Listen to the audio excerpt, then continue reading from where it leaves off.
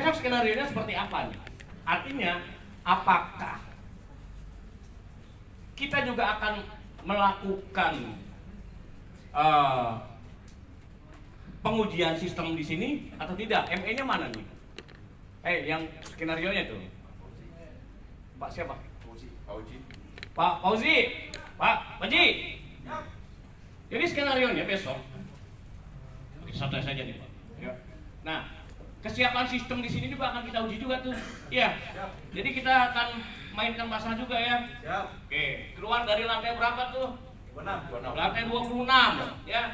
Berapa outletnya? 1 atau 2? 1 aja. Ya Bapak ya. Siap. Oke, terima kasih. Nah, jadi kita akan melihat kesiapan sistemnya di sini tuh. Ya. Salah satunya sistem ya pompa kebakaran yang di sini, karena jantung gedung itu Pak Bu, yang perlu Bapak Ibu ketahui, jantungnya gedung itu adanya di instalasi pompa kebakaran. Jantungnya dong. Kita mau melihat apakah di sini itu ya sistemnya itu berfungsi atau tidak. Nah, itu. Yang ketiga adalah kesiapan para penghuni dalam rangka upaya melakukan evakuasi. Nah, mungkin ini ada masukan sedikit nih Pak. Saya langsung saja memberikan masukan. Dari tahun ke tahun, walaupun memang ini kegiatan yang memang rutin dilaksanakan oleh Menara Anugrah, ini boleh tuh Pak sekali-kali kita prank dalam arti kata apa? Dalam arti kata kita boleh silent, tapi dari silent itu ada plus minusnya. Resikonya besar juga Pak kalau kita lakukan silent. Orang kan jadi panik, betul nggak? Benar-benar ada kebakaran itu, saking paniknya. Siap. Jadi boleh, tapi kembali harusnya mungkin masukan. Kasih tahu saja melalui paging system. Jamnya kita nggak kita kasih tahu. Jadi melalui paging system. Besok pagi umpamanya sebelum ini ya, bahwasannya Menara Anugrah ya gedung secara ini akan melaksanakan kegiatan simulasi. Bagi Bapak Ibu penghuni gedung. Jadi nggak usah personal tuh, langsung aja di paging sistemnya itu, kan udah langsung tuh terdengar. Bahwasannya besok kita nggak kasih tahu jamnya, tapi nggak usah dikasih tahu. Bahwasannya hari ini, gitu kan, kita akan mengadakan simulasi terkait dengan pencegahan dan penanggulangan kebakaran. Karena konsepnya besok kita akan melakukan simulasi pencegahan penanggulangan kebakaran. Nah, definisi dari sebuah simulasi itu adalah, ya kan, definisinya apa sih Pak? Adalah kita melakukan ya simulasi itu yang mendekati kesungguhan. Realnya tuh, kan gitu Pak. Jadi harusnya nggak usah dikasih tahu jamnya berapa, tapi paling tidak, jadi nggak seluruh warden itu mendata tuh. Jadi cukup saja paging system bekerja ya, bahwasannya hari ini Menara Anugrah akan melaksanakan kegiatan simulasi pencegahan dan penanggulangan kebakaran bagi karyawan, karyawati, tenan, gitu ya, yang mempunyai riwayat, maaf nih gitu kan, sakit jantung, beritahu, nggak perlu turun. Obesitas jangan. Jadi mempunyai ini nggak usah tuh. Jadi cukup hanya berdiam saja di ruangan itu. Jadi kalau besok nih, berarti artinya jamnya jam 8 nih, kita mau mulai jam 9, itu jam 8.30 udah pada di bawah. Iya, yakin tuh. Kamu jangan ya, nanti aku kayak gitu. Gitu. kamu juga. Lagi lu. Awas lu. Gua kempesin. Nah, jadi gitu ya. Jadi boleh Pak, kita gitu. Nah, karena ada aturan dan tahapan-tahapannya. Kita pertama lakukan simulasi ini ya, beritahu dan ini nggak apa-apa. Kedua, ketiga, karena ini kembali ini adalah bukan kali pertama untuk Menara Anugerah ini melaksanakan kegiatan amanat Pergub 143 ini. Baik, saya refresh saja terkait dengan tugas-tugas Bapak Ibu semua selaku Plurwarden ya, tim P3K dan tim Fire Brigade lokalnya nih, skenarionya nih ya. Nah kembali Pak, besok juga ada yang namanya tim dokumentasinya ya, yang mendokumentasikan. Nah kembali besok damkar ini pada saat menuju di sini, ini yang seolah-olah ini damkar itu nggak tahu karakter dari gedung, nggak tahu nih Pak nanti kebakaran dari mana. Nanti kita akan buat tikumnya, titik kumpulnya nih untuk damkar yang seolah-olah kita berada di stasiun terdekat. Kalau kita mau faktualnya kita melakukan stasiunnya di Kuningan, itu potensinya akan plus minusnya Pak. Kita bisa lambat datang ke sini juga karena macet lalu lintas. Makanya kita nanti ambil yang terdekat, yang seolah-olah. Nah nanti pengelola gedung bertelepon tuh kepada saya pribadi yang seolah-olah menghubungi pemadam kebakaran. Dan di situ ada narasinya, narasinya sesuai, nggak perlu patokan dengan konsep yang ada di itu tuh, skenario itu, ya. Dan lagi ya, pada saat ini tim-tim teman-teman nih, tim security, ya, Plurwarden, pemadam kebakaran internal, P3K-nya ini, saya minta nih kemarin karena tuh 4 tim tuh yang menjadi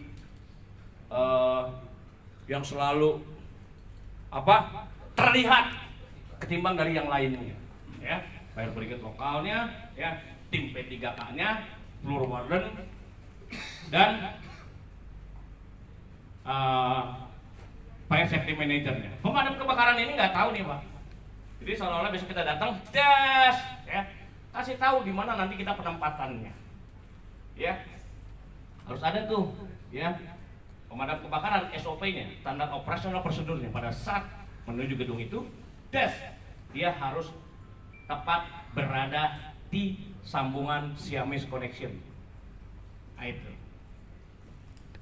Nah, lalu saya damkar dalam hal ini menuju lokasi tempat kebakarannya. Di lantai berapa tuh besok? Iya kan? Nah, dengan mempergunakan ya, kasih tahu juga sambil saya mau menguji, melihat juga ya terkait dengan untuk fungsi dari lip fire-nya itu apakah ya fireman di sini ya atau lip fire itu ya ini bekerja berfungsi sesuai dengan ketentuan atau tidak itu. Nah sekaligus nanti saya akan memberikan asesmen di situ gitu ya. Nah untuk tim-timnya ya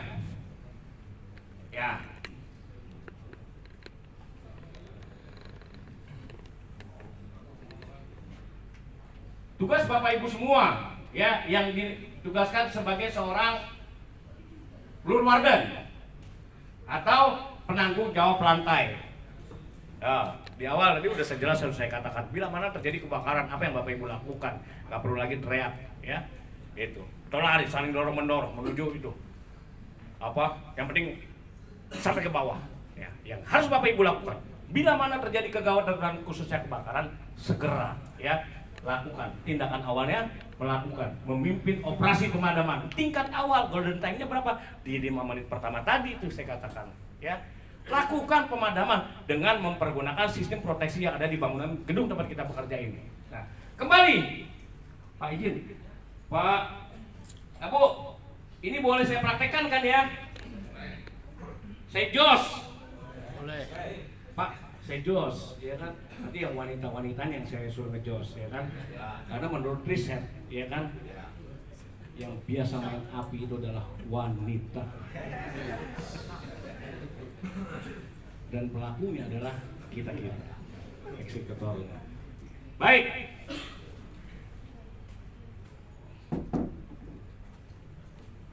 Tadi Pak, ini refresh saja Bapak Ibu ya.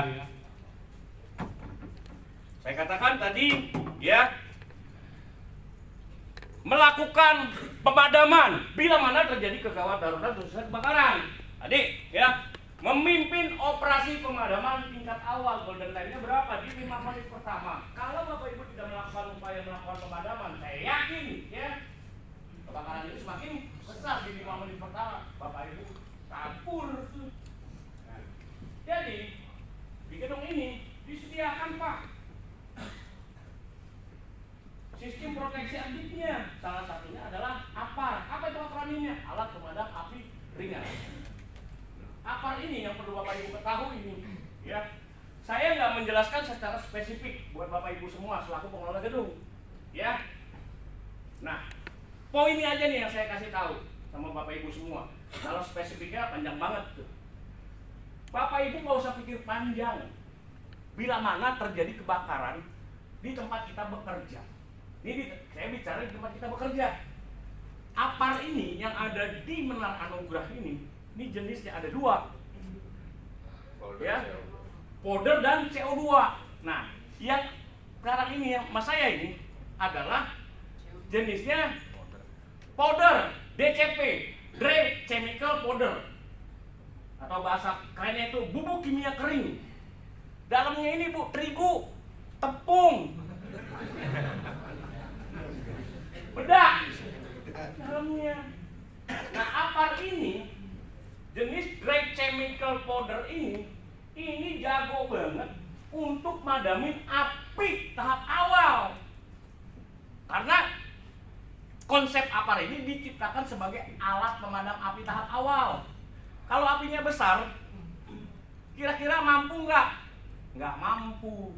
Makanya konsep APAR itu diciptakan sebagai alat pemadam api tahap awal di 5 menit pertama. Kamu sini, Neng.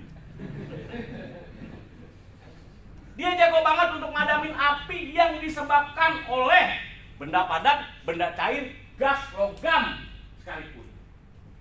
Jago banget. Udah nggak usah pikir panjang, ambil dia nih. Apa jenis dry chemical powder ini? Dia jago banget untuk madamin api di indoor maupun di outdoor. Sedikit pemahaman terkait dengan api. Api itu adalah proses oksidasi cepat yang menghasilkan panas dan cahaya. Itu api. Definisi dari api itu pengertiannya proses oksidasi cepat yang menghasilkan panas atau cahaya. Itu api. Nah, bagaimana api itu bisa timbul? Api itu bisa timbul karena ada rangkaian, ya, rangkaian kimia yang terjadi saling berangkulan, apa kita sebut ya triangle fire. Api itu bisa terjadi karena adanya 3 unsur. Pertama adanya oksigen. Oksigen ini di sekitar kita nih. Kedua adanya benda. Ketiga adanya panas. Kalau panas, benda, oksigen itu berangkulan jadi satu, maka itu terjadi api. Cuci muka dulu lu.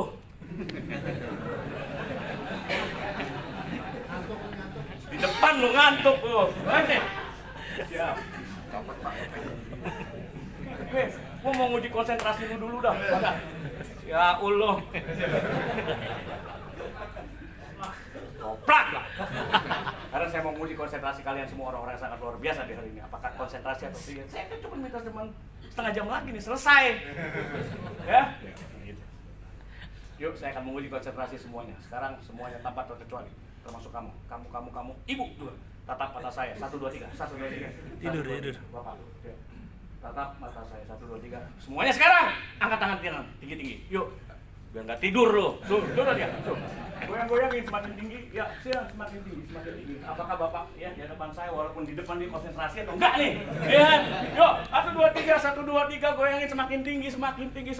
Sekarang saya minta semuanya 1 2 3. Goyangin, enggak usah ragu-ragu. 1 2 3. Pegang dagunya.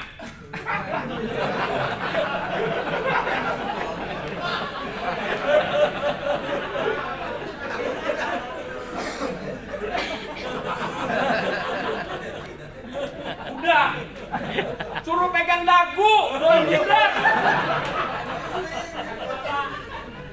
Ibu tuh cakep, ya kan? Iya, bagus. Ini dahi.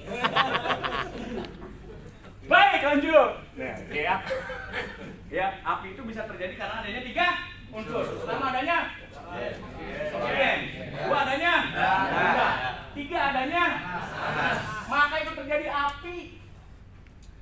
Jadi nggak ada lagi nih ya filosofi yang mengatakan bahwasannya api besar menjadi lawan api kecil itu teman.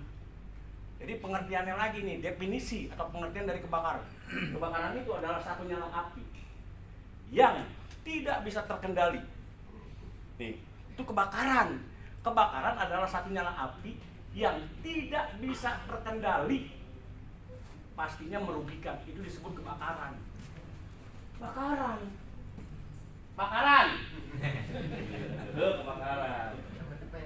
Ya. Saya mau kasih contoh. Apa lu melotot? Ya boleh, Pak. Yakin nih, Pak. Seneng loh kalau di anugerah ini. Makanya tuh ya kan Pak Abu dia tuh paling demen banget dia manggil gua mulu. Ya kan? Nah, tawa paling kecil suka ngebully orang tuh.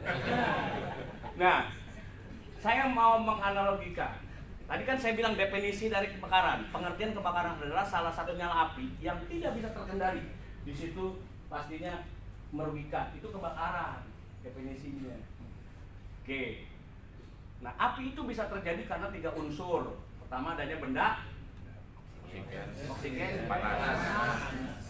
Bagaimana cara menghilangkan api? Gampang, Pak. Bu, ya, nggak usah takut. Ya, putus ke salah satu ketiga unsur tersebut, maka apinya akan mati kalau diputus tuh 3 unsur tersebut. Entah itu bendanya, entah itu panasnya, entah itu oksigennya. Oke, sekarang saya mau menganalogikan. Oke, saya nyalain api, ya, pada korek, tes, gitu ya. Nah, korek tuh, mau punya korek, lu merokok kan? Bagi gua kok. Nih, tes, gitu kan? Nih, maka dia nyala tuh. Ini karena 3-nya berunsur nih.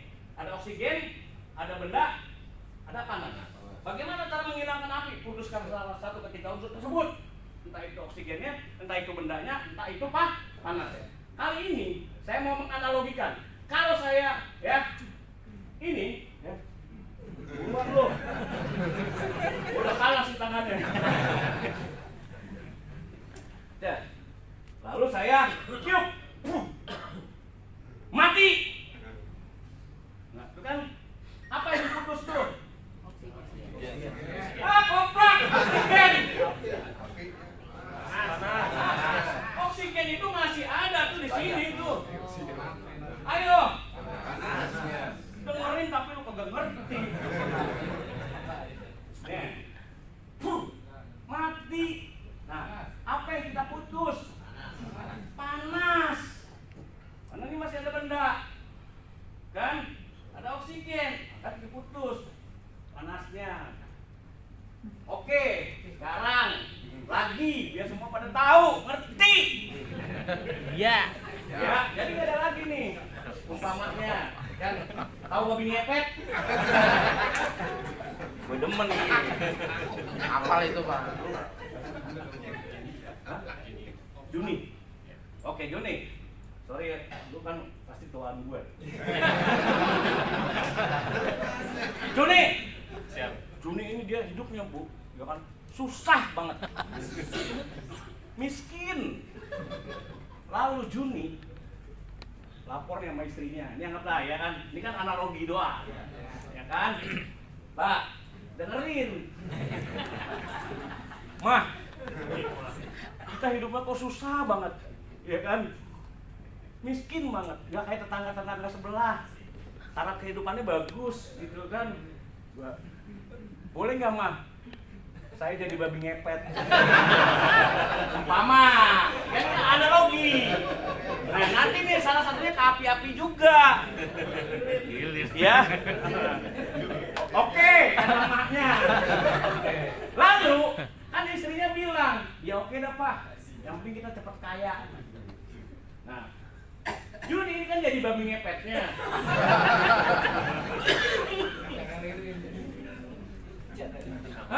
Otomatis istrinya ngapain? Oh, lu tahu semuanya. Nah, jagain lilin nih, otomatis tuh bekerja sama, terjadi kesepakatan. Juni ini jadi babi ngepet, lalu ke Menara Anugerah dia tuh malam-malam. Otomatis istrinya jagain lilin. Nah, begitu Juni masuk ke ruangan bagian keuangan, tes, ya, security koplak itu ada.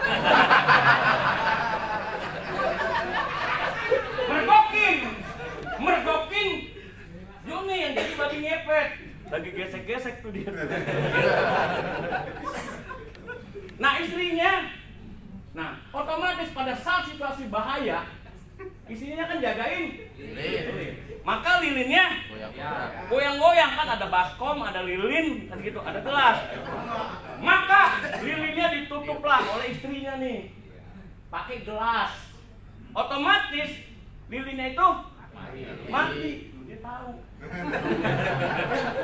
Lilinnya mati. Ya kan? Maka Juni selamat. Betul nggak? Hilang tiba-tiba. Tring. Nah, udah tahu-tahu di rumah. Nah, setelah ditutup pakai gelas, lilinnya kan mati. Tadi api itu bisa terjadi karena 3 unsur. Nah, bagaimana cara menghilangkan api? Putus karena salah satu ketiga unsur tersebut. Entah itu benda, entah itu panas, entah itu oksigen. Nah, sekarang pertanyaan saya buat kalian semua, udah kenceng tadi tapi salah jawabannya. Ya, saya tanya, istrinya tutup pakai gelas. Biasa aja ngeliatinnya. Makanya dendam. Maka lilinnya mati, ya kan? Itu apa yang ditutup? Oksigen. Maka lilinnya mati. Jadi itu definisi dari kebakaran adalah satu nyala api yang tidak bisa terkendali, pastinya merugikan. Ya sedikit saya nih. Lagi, saya merokok. Nih pengertiannya nih, lagi ya. Saya bilang, kebakaran adalah satu nyala api. Nggak percaya browsing. Nah gitu ya. Kebakaran adalah salah satu nyala api yang tidak bisa terkendali. Itu kebakaran. Itu maka disebut kebakaran. Jadi nggak ada filosofinya kalau kata Damkar itu api kecil menjadi sahabat, api besar menjadi lawan. Nggak ada. Api kecil itu selama masih merugikan itu namanya kebakaran, Pak. Ya, kebakaran. Jadi saya merokok. Tes. Saya pulangin dulu koreknya nih. Ya. Lalu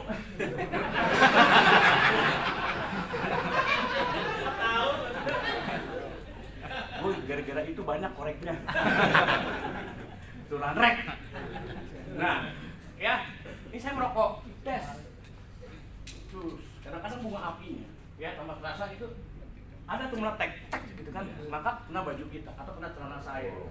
Maka bajunya itu bolong, celananya bolong. Akibat dari itu impactnya dari, ya kan. Nah kira-kira itu kebakaran atau bukan? Hah? Siapa yang sepakat kalau itu dibilang kebakaran? Ayo. Bisa dikendalikan. Hah? Siapa yang dibilang sepakat kalau itu kebakaran? Iya, Pak. Iya. Oke. Yang lainnya sepakat nggak? Ya. Kalau saya bilang itu kebakaran. Ya. Ya. Nah, saya nanya nih, apakah itu kebakaran atau bukan? Hah? Kebakaran. Kebakaran? Ya. Yakin? Yakin. Lagi sekarang. Ya, ini baru saya pertanyaan pertama. Ya. Kalian pernah pulang ke Jawa tuh ya. Kalau naik bis, naik kereta tuh, atau di penggilingan minyak tuh, yang ada pengeboran minyak tuh. Pasti tuh apinya banyak di Cirebon tuh. Roboh. Gede banget tuh. Apinya besar. Nah, apinya besar. Kita lihat ya Pak. Ya. Nah itu kebakaran atau bukan? Bukan. Hah? Bukan. Bukan? Bukan. Oke, sekarang saya lagi kembali ke pertama. Ya, saya nyalain apa? Rokok. Lalu bunga apinya nanti kena baju. Lalu lalanya bolong, bajunya bolong. Itu kebakaran bukan? Bukan. Bakaran? Bukan. Yakin nggak? Yakin. Yes, benar itu. Karena apa alasannya? Merugikan. Karena di situ adanya kerugian. Mana kita bolong, baju kita bolong. Makanya kita pastikan itu adalah kebakaran. Tadi saya katakan bahwasannya definisi atau pengertian dari kebakaran adalah satu nyala api yang tidak bisa terkendali. Di situ merugikan. Itu kebakaran. Bakaran. Tapi dia kilau minyak yang besar tuh, besar banget apinya. Itu kebakaran bukan? Bukan. Karena itu bisa kita kendalikan. Itu. Pakat ya. Itu. Makanya jangan jadi babi ngepet.